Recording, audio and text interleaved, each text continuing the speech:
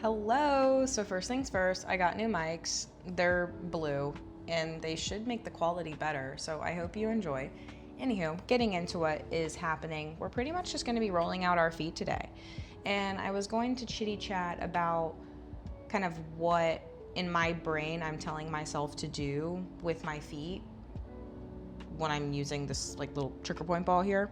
So essentially, I normally start kind of just like putting it right on the middle of my foot, and then I'll roll front to back because, well, not because I just naturally do this intuitively, but from learning, there's a muscle that goes from right at the base of your toes down to right at almost the edge of your heel.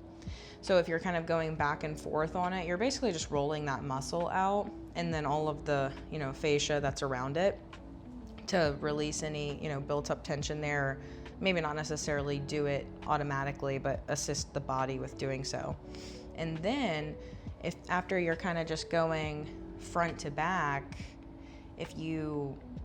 this is, I guess, person to person, because I don't really have a way that I do it. I feel like if you need guidance because you're not sure what to do, that's one thing. By all means, just kind of have somebody tell you what to do. And then from there, once you learn, you can do it the way you want to do it. But for me, like I might do one foot one way and then go and do another foot another way. So like I might start with my heel and then I might work to the top of my toes and then work the middle of my foot. So there's no right or wrong way to do it, which is kind of what I like to say about any type of stretchy, well, I don't want to go that far, but within this realm, I think.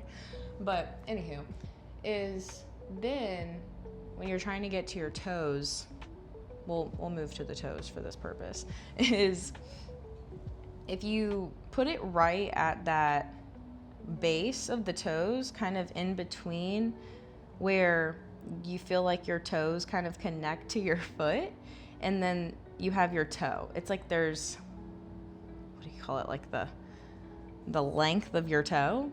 So it's like if you can start wrapping the lengths of your toes around the ball and kind of get a grip on it, it stretches all through the top of the foot and kind of like through the like down your toes. I guess there's, what are they called, your metatarsals, your little toe bones, your little feet bones. But it stretches like the muscles, I would say, that kind of wrap around that, and then once again all the fascia that's connecting with it, helping to kind of pull tension from it. And then going into your heel is, for me, I feel a lot of hip release when I work my heel, but I don't know if that would be the same for everybody. But if there is a muscle that kind of goes from, it like attaches at your heel and runs through your whole leg, and I do believe it connects up at your hip as well. So that would kind of make sense. But basically is, if you want to work out your heel, for me, sometimes I will literally just stand on the ball. And I don't know if that's, I've considered like how good is that for one's foot, but I think it's fine. But anywho, you can just kind of roll around on your heel. And then also, I mean, you can get it like right to the edge and just kind of let it sit there for a minute. And it honestly, well, I use grippy socks. So if you're really trying to get the full experience, I would say invest in some grippy socks. They don't have to be, $20 grippy socks. They could just be like, you could get a 4-pack on Amazon or something, I'm sure, for like $6. But anywho, they will help grab onto the ball, so that way if you are, say, like right on the side of the foot or like on the back of the heel, your foot most likely won't just slip off.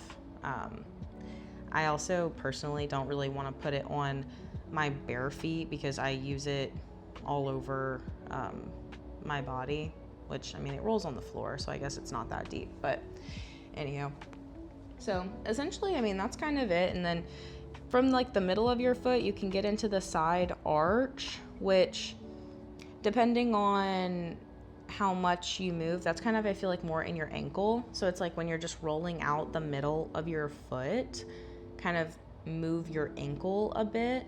Also wiggling your toes. Like a big thing is when you're applying pressure into that base of the foot, when you can still move the toes around freely, that's kind of ideal. But yeah, I hope that helps if you're intrigued to give it a shot. Some people have never seen these things before, and it's such a cool little thing. It's so simple, but when I saw it for the first time, I was quite amazed because I used a tennis ball here and there, like when I was growing up, and I would like lean against the wall and try to massage my shoulder. But this is basically that, just more intentional. So very, very cool. And but it was just a lot of people think that I guess you have to get it from like a Pilates studio. At least like that's kind of when I've been in class and they've like broke it out for the first time. People are very, I guess, confused where you would buy it. But Amazon, yeah, it's like $20. It's kind of pricey for a foam ball with a piece of metal inside of it, but it's very effective.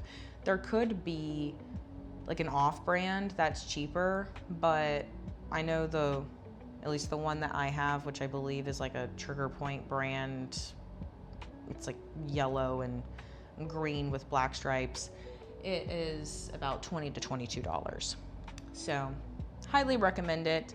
And I'm trying to learn a little bit more about other areas of the body and how to work with it, because I use it very intuitively, but I would kind of like to know maybe what I'm doing in a bit more of an effective way, so that way I could share it with others. But yes, I hope you enjoyed this, and if you did, find value from this information, I would appreciate it if you would like this video, and if you would like, some more info from me or to spend more time with me, by all means, subscribe. I'm here every day, actually. So yeah, I hope you have a fabulous rest of your day, and I'm gonna do the same thing. Okay, bye.